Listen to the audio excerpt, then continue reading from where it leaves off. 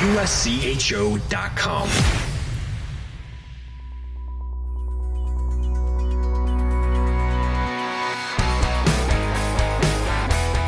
Welcome to USCHO Weekend Review for Monday, January 23rd, 2023. Each week we look back at the highlights of the weekend and the news of the week. This podcast is sponsored by the NCAA Men's Division I Frozen Four, April 6th and 8th at Amalie Arena in Tampa, Florida. Secure your seats at ncaa.com/mfrozen4. I'm Ed Trefzger alongside Jim Connelly and Derek Schooley. Once again, and this has been a headline a lot of times this season, down goes number one, but not once, but twice. Quinnipiac dropped to Cornell 4-0, and then also to Colgate 3-2 on the road in central New York. That one loss team suddenly has three losses, two losses where they had been undefeated in the ECAC. Meanwhile, Cornell's got a couple games in hand on Quinnipiac, and they're 8 points back. They might be able to challenge for the top of the league after Harvard lost to Brown on Saturday. So a mix-up in the ECAC, but especially at the top of the USCHO poll. Yeah, I watched the Cornell game, and if you would have told me who was the 16th ranked team and who was the number one ranked team, it would have been a complete opposite of what I would have thought if I didn't know anything going on. I turned the game on a little bit late in the first period, and already Cornell was up 1-0 and really kind of dictating the play. They outshot them handily in the first period. Quinnipiac had a little push in the second, but Cornell scored and kind of took the air out of their push on a power play goal. And then they get the two insurance goals in the third period. But it really looked like Cornell was the better team the whole game. And like I said, if you would have picked who the number one ranked team is, and just blind and me not knowing, and we've been enthusiastic about Quinnipiac all year, I would have picked Cornell as the number one ranked team. But I don't know. I didn't see the Saturday game, but obviously a tough weekend in the Cornell Colgate swing for Quinnipiac. Yeah, it's interesting, the timing of this, because this upcoming weekend is a really challenging weekend. I thought I've kind of had this upcoming weekend as the one circled for Quinnipiac as having some big challenges. They're going to play Sacred Heart in the opening game of the Connecticut Ice, and then potentially get UConn or a Yale team that's played some pretty good hockey of late. All three of those teams will be good competitors no matter who Quinnipiac ends up playing. So they'll be tested this upcoming weekend to see how they can bounce back. I sometimes don't mind teams going through a little bit of adversity, not exactly the last week of the season, but late in the season. If you've kind of been on a pretty easy run, you feel like, you can't lose. Losing late in the season can refocus a team. It can recalibrate a team. And that could be what Quinnipiac needed here. Now for Cornell, they are starting to really heat up, and they're playing some phenomenal hockey here at the right time. I think that they really are the team that's in the best position. They've done well in the ECAC of late. You have to go all the way back to December 2nd, the last time they lost an ECAC game. That was a 2-1 overtime loss to Harvard. And their only other loss in that whole stretch was the 4-3 road loss to Boston University a little over a week ago. So I'm really high on the way Cornell is playing. I think I had them in my top 10 this week on my ballot, and they could move. I don't know that they'll move up, 6 spots, but they could. Voters are going to probably have a pretty wide open eye for Cornell. So this will be an interesting weekend coming up. I want to see what Quinnipiac's response is. Maybe if I'm Sacred Heart, I'm a little scared that they could come out and just be explosive, but you can also sometimes kick a team when it's down.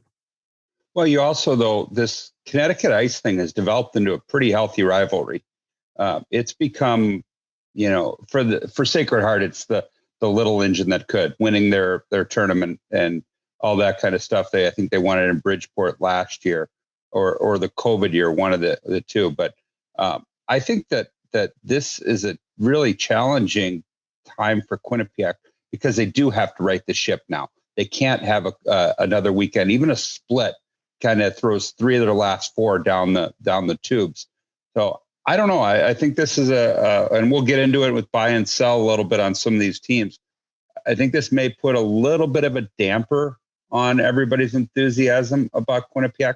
But what does this say about the ECAC? All of a sudden, 3 teams now looking like they're in the PairWise, inside the PairWise bubble. Before we were all talking about Hockey East. Hockey East, I think, has 1 and then a tie for 15th in the PairWise bubble. But now you've got 3, and 3 that I think are in the top 10 or 11, correct? And good teams. And, Harvard is a fantastic team. Cornell's fantastic. And, we know that Quinnipiac is good. I'm going to go back. I'm going to kind of reiterate what I was saying. The other thing that happens when a team like a Quinnipiac, people like, somewhere around the country, there's probably somebody saying, yeah, I knew Quinnipiac wasn't that good. Okay, cool. You did. But don't take them lightly if you face them in the NCAA tournament. They'll kick your butt. This team has plenty of talent, so you got to be careful about that. I didn't say that. I wasn't saying that. No. I was saying it just gave everybody a little pause to think. Are they as good as we thought they were? Because both of you had them number 1. You guys won't let me vote anymore. So both of you had them as number 1 the previous couple weeks, right? So now does that as voters give you guys a pause to think about them? I'm sure you didn't vote them number 1 this week after being swept. Right. Correct. I think I might have had them 4th on my ballot, to be honest with you, because there's some good things going on around them.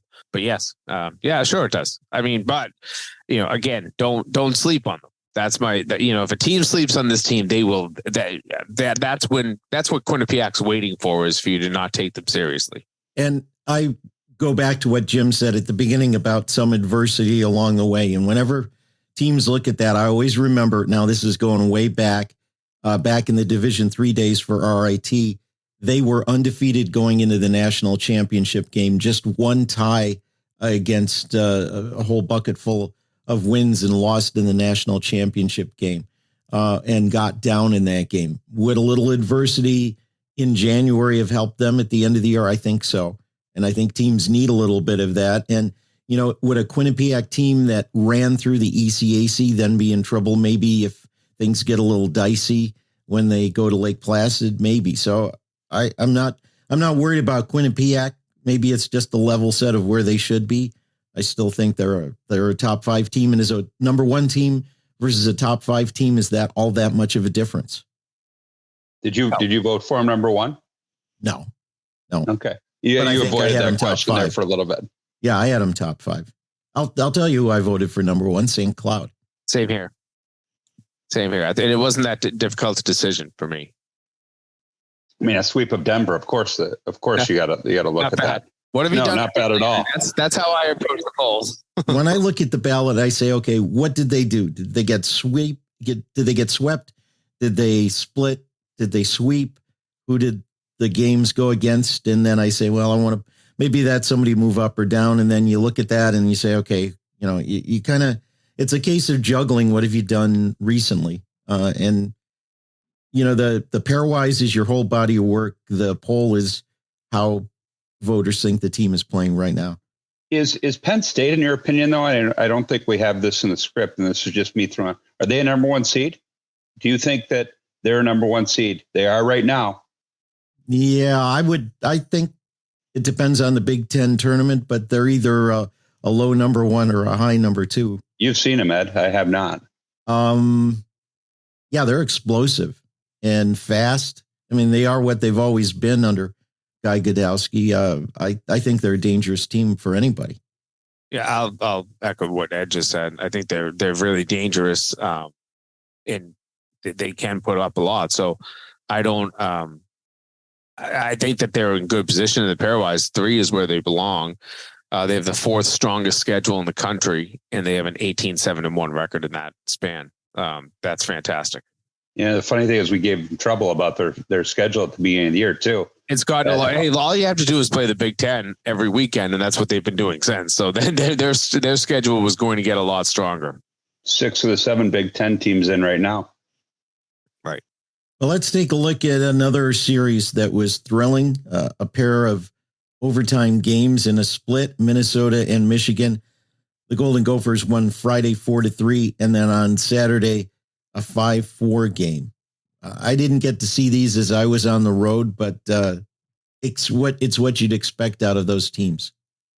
And I've heard that the atmosphere was fantastic out in Minneapolis over the weekend. And this is what you wanted from these two teams. They gave the fans everything they could expect. And that's pretty impressive to have both games go to overtime, each team pick up a win.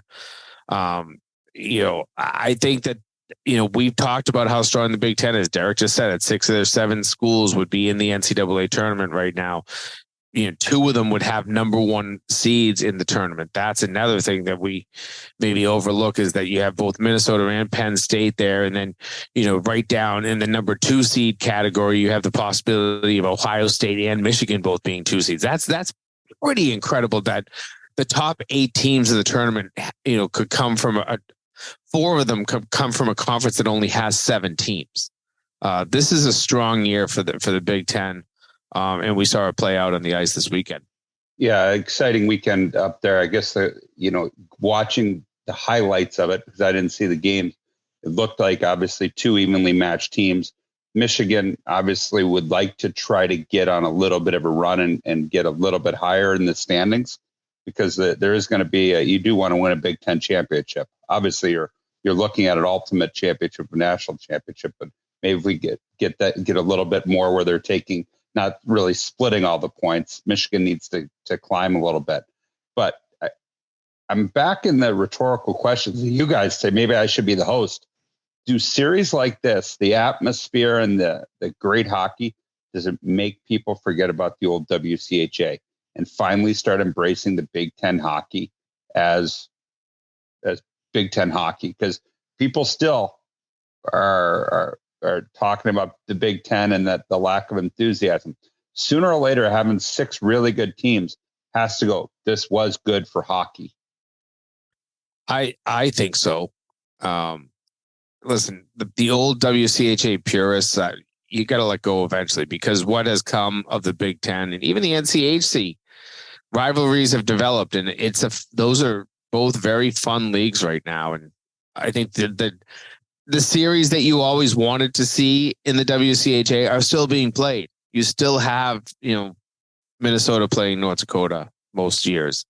You still have some of those old WCHA rivalries existing. So who cares? The WCHA doesn't exist anymore now. The fact that it was a league that still had the name out there for a while was a little strange. It doesn't exist anymore. And I think that never popped into my head, Derek, until you asked the question. Yeah. The fact that league is now gone in name kind of gets it out of people's memory. I wasn't thinking about it either. And I think really the last couple of years has made the difference. Yeah. Great crowds, getting a reinvigorated Minnesota team with Bob Motzko. Yeah, I think maybe, they're always going to be old curmudgeons. They're going to be people like me who still decry the designated hitter in baseball 50 years later. But I think that we are in a new era. But is it because that Minnesota's on a revitalization right now? Because when the buildings were empty, that's when it was. Right. So I still think of it. I don't know, maybe because I was involved in being in those buildings when I was at Air Force or starting to play and watching those rivalries. I do still think of it, but it should be time, you're right, to put the past in the past. The other part of that is when you see a team like North Dakota having a down year, you kind of forget a little bit of that big rivalry. I don't know. Things change. The other thing I noticed, especially with younger fans and students, is they have no institutional memory. And so something that happened when they were 6 or 8 years old is insignificant or immaterial to them. So, yeah, that's all got a lot to do with it. Let's look at St. Cloud State. They had a great weekend, 2 very different games, 7-3 and 2-0 against Denver. The Huskies are now 18-6. They're just behind Minnesota in number 2 in the PairWise. What kind of a statement was this for the Huskies? Needed, a much needed one. I think that we've been talking, and rightly so, we've been talking Denver in the NCHC all season. With North Dakota slipping off, you don't talk about them much. We've had a lot of discussion about Western and the powerful offense of Western Michigan. And we've kind of let St. Cloud State just kind of drift in the wind, and they are playing good hockey. They have now put themselves in the position that they would be the number 1 seed out of the NCHC. And they're now they're tied for first place, I believe, in the standings. I mean, that's all that in one weekend. And this is a weekend that could have been a lost weekend. If you fall in both of those games, you're suddenly 12 points out of first place. And now you're end up tied for first. Big weekend for the Huskies. I like the way that they're playing. Not surprised. Brett Larson seems to get his teams playing their best hockey right around the end of January, beginning of February. And then they march usually into the NCAA tournament. And if you don't know who they are, they often open your eyes. I think about, them going to the regional a couple of years back and ended up in the national title game. They are a very, very competitive team. They work really hard, and they got the results this weekend. Yeah, I mean, I think you're looking at kind of them separating themselves. The one team that we keep forgetting about is Omaha. Omaha is just kind of chugging along. We talked a couple weeks ago about the NCHC being kind of upside down a little bit. I think it's starting to right side. Colorado College getting swept kind of pushed them a little bit down, but Omaha is still right there. And you've got the two that have separated themselves in St. Cloud and Denver, and then you've got Omaha. And then you've got a couple of the perceived blue bloods chasing to get home ice in Duluth and North Dakota and people like that. So I thought it was a great series and watch the highlights. The crowd was great. To have St. Cloud go and get a sweep is big for them. And I think that was kind of a statement win for them to say, hey, don't forget about us. Everybody's talking national champion. Denver, how they kept going. They rebounded after their Fairbanks loss. But don't forget about us, too. We were ready to write Omaha off earlier in the season. They had the first weekend. Losses. The first weekend, right? That's right. When we're writing them off. I mean, I scared you there. You didn't know what to say. Yeah, the first weekend, Niagara. Yeah, a couple of losses to Niagara, a split along the way with Alaska, losses, a split with St. Lawrence just before this winning streak, a sweep at Colorado College, but now they have won 5 games in a row and are right back in the conversation, 2 points behind first place. We wouldn't have expected that a couple of weeks ago. And let's not kid ourselves. If they want an NCAA bid, they're going to have to do some work. They're down in 20th in the PairWise, so they're going to have to continue to win some games, but you're in the right league to do it. And, they will get the opportunity, whether it's in the regular season or in their postseason tournament, to put together a couple of wins against one of the better teams, or two of the better teams, maybe if it's in the postseason. If you do that, you never know where you're going to go. Does that go back to the thing that we talked about, not the thing, but the scheduling? The games in October matter just as much sometimes as the game in February. Would Absolutely. They love to have those back? Oh, sure. Yeah. And, and there's going to be teams outside in the bubble right now. I know I called and we talked about it extensively afterwards, the Alaska Anchorage sweep of UMass Lowell. And I don't know exactly where they would be now. After a sweep of New Hampshire this past weekend, but Lowell's up to 22 in the PairWise. I know that going into this weekend, I think they were around 27, but if they had won those 2 games against Anchorage, they'd have been 12th. I have to imagine that it would be even better if, maybe even top 10 in the PairWise if you had won those games, but that's the if, and whether those were in December, whether those losses come in October, it doesn't matter. You can right the ship sometimes, but when you have some bad losses in there, and Omaha's probably thinking the same thing right now. If we had just beat St. Lawrence, if we had just swept Niagara, we'd be in really good shape in the PairWise. One more before we go to the break. Northeastern. It seems like the fortunes of these two teams have flipped a bit. They swept Merrimack 5-1 and 1-0. It sounds like they're also getting healthy. How good is Northeastern? How are they going to be down the stretch? And we'll add the corollary, what's going on with Merrimack, which was flying so high early on. I'll tell you, I'll start with the Merrimack side. I don't have an explanation for that. From what I can see, they're pretty healthy. They've had some goaltending woes. Maybe they haven't gotten the same goaltending in the second half that they did in the first. But then I called the game on Nesson on Saturday, the 1-0 game, a fantastic game. Merrimack was better than they were on Friday. They took care of the puck. They were more responsible. They were kind of victimized by turnovers on Friday night. In Northeastern, for all they owned the front of the net on Friday night. Saturday was a little more difficult. But Northeastern getting healthy is big for them. Talking to Jerry Keefe, I had looked at when they were losing games there. I was looking at their line charts and looking at the defense and not knowing the names, not recognizing the names. These were players I had never seen play before. So I knew that the injuries were piling up, and it came down to he was missing his 3 senior defensemen for quite some time. And in that stretch, they lost some key games. He has them back. They have 3 really good freshmen, D, but you can't rely on them to be logging 30 minutes a night. And that's what was happening in their losing skid. So they're getting healthy. And I think a healthy Northeastern team is a really dangerous Northeastern team. Might be one of the most dangerous teams in Hockey East. That's still to be seen, but they're going and they're starting to roll now. And that's, 4 straight for Northeastern. They know Jerry Keefe. He knows exactly where they are PairWise. They were down, I think as low as maybe 40, I think was the lowest I saw them. They're now to 23rd. He said to me, a year ago on February 1st, we were 18th and we made the NCAA tournament. They went 5-1 down the stretch to make it. Could they do that again? Quite possibly. Obviously, it's in his head. He knows exactly where they need to be to put themselves in position. You said it right. I'm glad you brought it up because you kept saying Northeastern's hurt. Northeastern's been hurt. Northeastern's been hurt.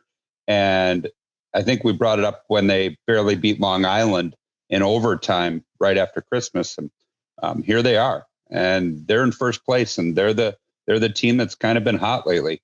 On the other side, I can't explain it. Sometimes you go through some rough spots, but usually not to this. I mean, this magnitude with Merrimack. I mean, you look at their scores that they've been having. Yes, they haven't been close in some of them. I mean, Providence 6-1, Providence 8-3, Brown 6-2, Northeastern 5-1, and they did have a 3-0 win over Providence in there, and they did have a tie against Yale. But that's not a good tie against Yale. That's a hurtful tie. So I mean, you can't explain it, and they got to right the ship in a hurry this week at Vermont, and then they got New Hampshire and Maine. Those are 4 winnable games because then it does not get easier with BU twice, Lowell twice, and then 1 single against Vermont. They got to go with these 4 games to give themselves a hope. If they lose, if they go 1-3, I don't know if their PairWise holds up. I don't think it does. 2-2. No, I'm not sure. It's their road games though. They're on the outside looking in right now, so they're in some trouble. I mean, I'll give you. You started to say it, Derek. The number of goals they're giving up is just what astonishes me. This was a team that until the championship game of the Ledger Bank Classic, which was December 31st, they had never given up more than 3 goals in a game. They gave up 6 in a 6-1 loss. Since then, they've given up 6, 8, and 5 in 3 of their losses. You don't know. I mean, they've been tandeming the goaltending all year because they had 2 good goalies. So I think sometimes you think, oh well, if one guy starts to struggle, at least I have the other guy as a backup, unless they both start to struggle at the same time. And I'm not sure that that's not what's happening here. It's a strange strange phenomena, but the break did definitely seem to hurt Merrimack, the timing of it. Well, coming up is one of our favorite segments and one of the most demanded ones from you great folks who listen in every week, and that's buy or sell. We've got that coming up when we return. USCHO Weekend Review is sponsored by the NCAA Men's Division I Frozen Four, April 6th and 8th at Amalie Arena in Tampa, Florida. Get your tickets at ncaa.com/mfrozen4. All right, class, it's the NCAA Men's Frozen Four. Welcome to Fandom 101. Want to help your team rule the rink? Here's your assignment. Lesson 1, go big for every goal. 2, when you bring it, bring enough for the whole class. And 3, attendance is encouraged, but passion is mandatory. The NCAA Men's Frozen Four, April 6th and 8th at Amalie Arena in Tampa, Florida. Buy your tickets today at ncaa.com/mfrozen4. Class dismissed. Welcome back to USCHO Weekend Review. I'm Ed Trefzger alongside Jim Connelly and Derek Schooley. And we all would admit we haven't done this enough this year. It's buy or sell. Basically, it's like you had a stock. Do you buy more of it? Do you sell it? Let's get right into it. Minnesota, right now they're number one in the PairWise. They had the split over the weekend with Michigan. Are they the best team in the country? Buy or sell? Buy, in my opinion, because, and obviously it is my opinion, buy because they're the best team in the best conference right now. I will. Simple as that. I'm going to sell on that just because of the fact that I think that we have ignored St. Cloud State for too long. And I just feel like when they've gotten to the NCAA tournament, St. Cloud State has been a team that wins games, and Minnesota's a good team, but sometimes they don't get past the games. They beat USC a couple years ago. Oh, wait, never mind. Sorry. Okay. Just checking, fact checking you a little bit there. I like St. Cloud State. That's all I could say. I remember watching them in that COVID tournament. They marched through that thing to get to the final. They played really good hockey. I'm going to buy with Minnesota. Minnesota has been more challenged, I think, than the other teams around. And we're going to talk about Quinnipiac next. Minnesota, to me, I think they would be the most scary team when it comes to tournament time. So I think I don't team. disagree with Jimmy right now about St. Cloud, but I'm buying on Minnesota. Quinnipiac, we've been very high on them. Jim and I have been voting them number one up till this week in the USCHO poll. Does this past weekend getting beat by Cornell and Colgate change your opinion? Is it a buy or sell on the Bobcats and their prospects for the national championship? I'll go first this time. I'm going to buy. I'm fine with it. Like I said, these hiccups happen in seasons. You didn't get to this point because you're a crappy team. You might have had a crappy weekend, but you're not a crappy team. This is a good Quinnipiac team. Maybe one of the best that Rand Pecknold has had, and he's had two teams reach a national title game. Will they ever get over that hump and win one? I don't know. But listen, there's going to be 4 or 5 teams, maybe even more, 6, 7, 8, when that NCAA tournament field is announced that I can picture winning a national title. I put Quinnipiac in that category. Well, I mean, if we're going to go that I just felt that Minnesota was the best team, then I have to sell that Quinnipiac's not with the national championship. Now, you did say that they're one of the 6 teams you could see, 6 to 8 teams you could see win a national. I agree with that. But as far as right now, today, as a national champion team, I'm going to sell because I think I answered it with the last question. Yeah, if we had hold as an option, I would pick that. So I think I'm going to have to say We've sell. had hold before. Yeah, it's not. We waver too much on that. We got buy or sell here. This is it. Yeah, so since I can't hold, I'm going to sell because I think their stock has gone down a little bit, but I don't think it's a bad investment. We'll see how they turn it around in the next couple of weeks. Like, it's either hit me, hold. I mean, like, what are you like? We can hold. Stop making the rules. Stop making the rules as we go along. No, we have had the segment. Before. It's called buy, sell. It's not buy, sell, or waiver. We've had hold before, though. You made it up. Hold. You made it up. Like, who's in charge of this? Ed or you? Next time, Next time we do this, we'll do buy, sell, hold, or sell short. Let's go to Boston University. They have been hot lately. They swept Maine this weekend. They're now 17-6. They haven't been this good since they won the national championship 13 years ago. Is this a buy or a sell on the Terriers as the best team right now in Hockey East? I guess I'll go first here. I'm buying on they're the best team. Does that mean they're going to win the Hockey East championship? No. The Hockey East tournament is a single elimination event. You can falter one day and you're out. But so that tournament's never. Anytime you're in a true single elimination tournament, just like basketball, it's not always the best team that wins it. Just like an NCAA tournament, we'll say that too. But BU is the best team. They have the talent. And the most important thing is that their best players are their older players. You don't say that about Boston University that often. Usually all the good players have left when they were 20 or 19 years old. This team, their oldest, their senior class is their best players. Dominic Fensori, maybe the best defenseman in the country. Lane Hudson, maybe the best young defenseman in the country. This is a team with plenty of talent. They are the best team in Hockey East. There's no doubt in my mind, but we don't know that translates. That's my caveat. I'll always say it should translate, but you don't know that it will. Well, now you're putting an asterisk by your buy. I'm going to buy, but they may not win. I want to give you my rationale. That's all. Well, you've said maybe we should let Ed go first on this once. We should. Ed, you're going first next. I'm going to make the head coach's decision on this one. Ed gets to go first. Oh, that's a tough one for Ed to go first. Too. Yeah, I'm buying, and they've got the best. I'm going to just caveat best winning percentage in Hockey East. I'm buying right now. The question was, are they the best team in Hockey East? As of today, buying best winning percentage. I'm going to buy in that one too, and I think we'll find out a lot coming up on Monday, February 6th at 8 p.m.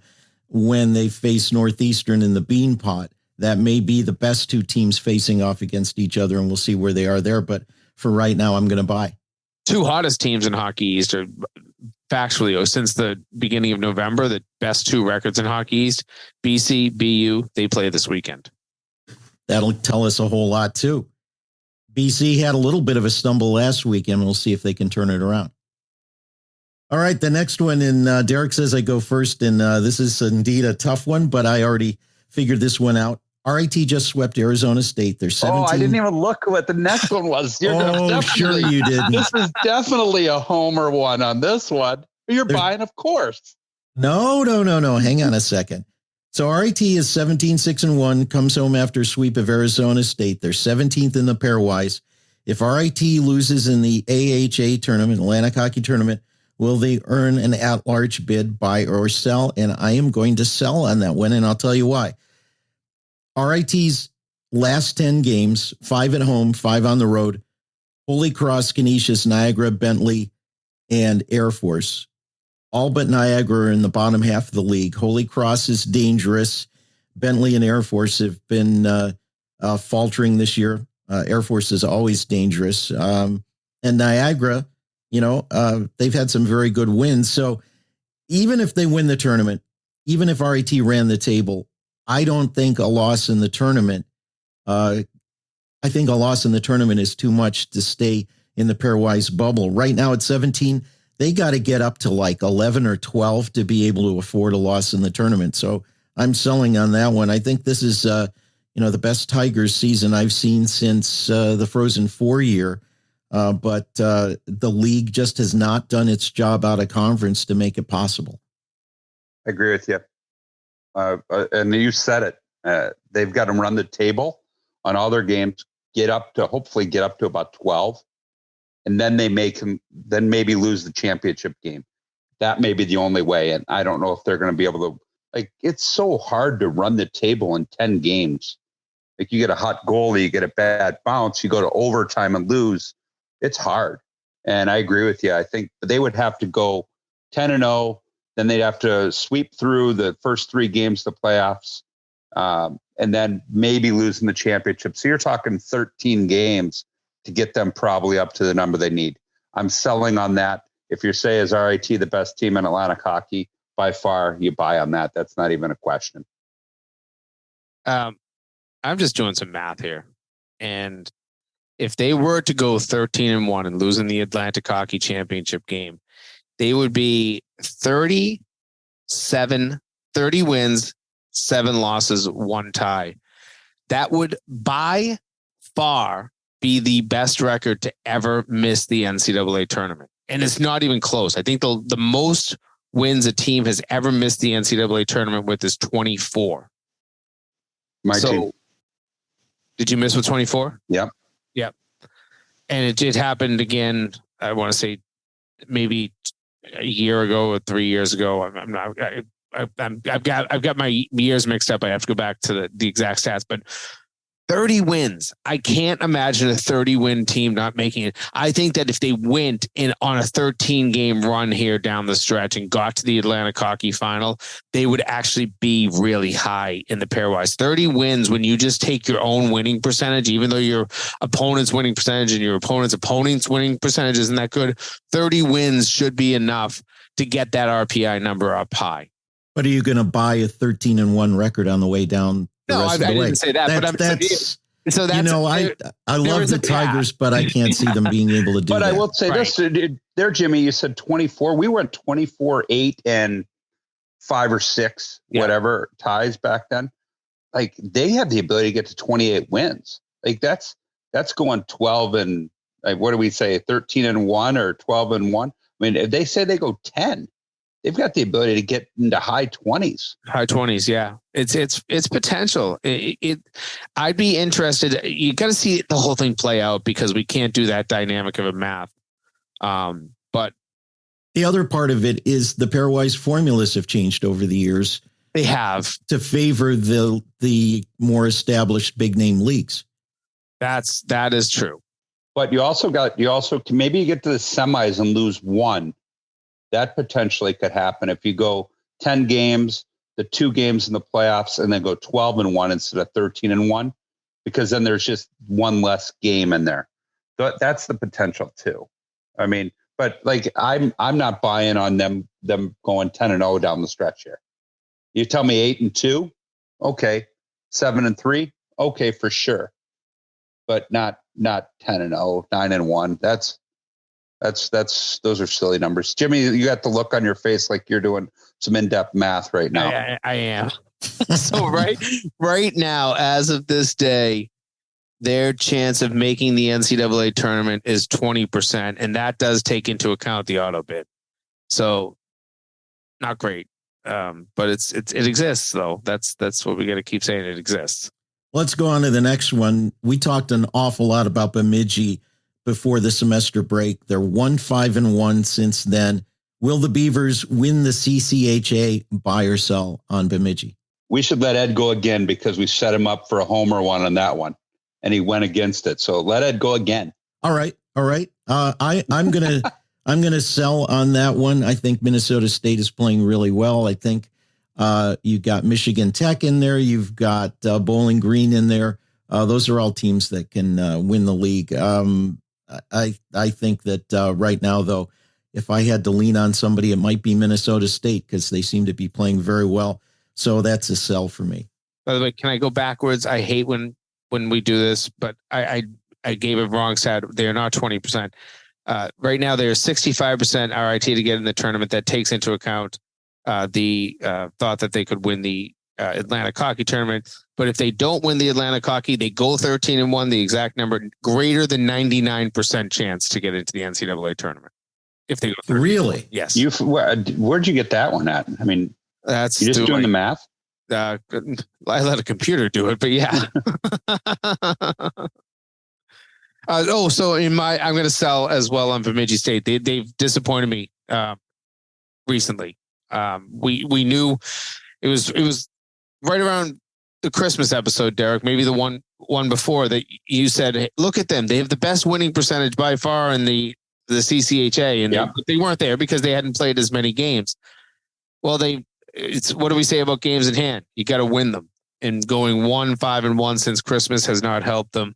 I'm with Ed. Minnesota State, they have experience. They're the best team in the CCHA. Still got games in hand on Tech and Minnesota State, but they've faltered. I'm with you. I'm going to sell. I'm not going to buy on Bowling Green being the best team still because they have had some struggles, especially against St. Thomas. So you're talking Minnesota State or Michigan Tech right now. But I think that you've got a solid Final Four there between those teams. That's their the best four that we just talked about. But I'm answering the question, selling on Bemidji. Let's go on to the next one. It felt like Denver was probably the best team in the NCHC just a month ago. They had a loss to Alaska a few weeks back. This past weekend on the road, getting swept by St. Cloud State. Are they the best team still in the NCHC? Is that a buy or a sell on them being the best team? I'll sell on Denver. I think they're darn good, and they could do what they did last year. And, I remember sitting in Boston and predicting all 3 games of the NCAA tournament and never once picking Denver. I barely ever mentioned their name, and then they win a national title. So they could shut me up very easily. And I'd love to see that again. But how can I say that St. Cloud's the best team in the country and not then say that they're the best team in the NCHC? Wow, you use logic this week, Jimmy. I like that. That's the same thing I did earlier. You're copying Sometimes me. You just have to reverse engineer what you're going to say. I was going to, because if you would have said, I'm going to buy on that one, that Denver's the best, I was going to throw your comments back at you. But I didn't have to do that. So I'm going to do the exact same as you. We're going to agree on this one. I think it'd been me and Ed agreeing all day. I'm going to agree with you. I think St. Cloud's the best. I'm going to sell on Denver being the best team in the NCHC. Yeah, I'm going to sell also. And, we've talked a little bit about St. Cloud. Watch out for them. Don't sleep on them. They're playing very well. They haven't really been in the discussions in the mix. They need to be talked about as a Frozen 14. And that'll move us on to our last one on the list. Is there going to be an independent team that will make a run at an at-large bid? Right now, Alaska's 21st in the PairWise. Buy or sell on that one? Well, I'll give you my handy dandy computer because I did run those stats while we were doing some stuff. Alaska's 20% right now to make the tournament, and they by far, and it's not even close, of all the independents, they have the best chance. Arizona State, less than 1% chance to make it. In Long Island, Anchorage, and Lindenwood have no chance to make it. So 20% chance. I mean, so you're saying there's a chance. It's not going to happen, but I'm very impressed with Alaska's story. They're playing some good hockey, and I hope this translates out to even better for them. I'm going to sell on them because we've talked about their independent schedule. I don't think they win as much as they need to win. I think they potentially lose to Arizona State. Disappointing Arizona State in 2-6 in their last 8. We were talking about what they needed to do to go to the NCAA tournament as an independent, and they have faltered lately. And obviously, Ed, you watched in person this weekend, 10 goals against, and they're getting some bad puck luck too, I think, from what I heard through the grapevine. But I think good year for Fairbanks. Good that they got close. I just don't think that they have it in them to go run the table with the independents, and I don't think the independents have enough strength of schedule and all that kind of stuff that goes in the PairWise to warrant an NCAA tournament bid. Yeah, you mentioned Arizona State. Yeah, and I'm selling on this one. Arizona State, they have more talent than their record would show. They had a rough weekend in net. I think things have, sometimes things can go the wrong way against the team, but I could not figure out watching them what was missing because they have some really good players there. And do you just see happen that way sometimes. Fairbanks beating them, Alaska beating them to where Fairbanks then could go to the NCAA tournament? If Fairbanks gets some good goaltending, I think that's possible. And they've had very good goaltending. 4 times? 4 times is tough. 3-1 maybe. But I think that at this point for Arizona State, it's going to tell you a lot about that team. It's going to be an interesting challenge for Greg Powers because right now they pretty much know they're out of it and they're just playing down the road for themselves and for their record. So I really am going to be curious to see what happens because I think they have the ability to plow through the rest of their schedule. but I don't know how things sit. Is the team a little fragile? Do they feel snake bitten? Are they going to bond together and say, let's go do this? I really don't know. But they have the talent there to do it. Wow. No disagreement on that one. Yeah, you said it, and you just saw him play. So, I mean, why should we argue with you? I'm arguing with Jimmy today. I really, and you know what? And I am going to also be a big champion for somebody to get Arizona State in a league. They need to be in a league. I think that's the one thing holding them back. They've got a great facility.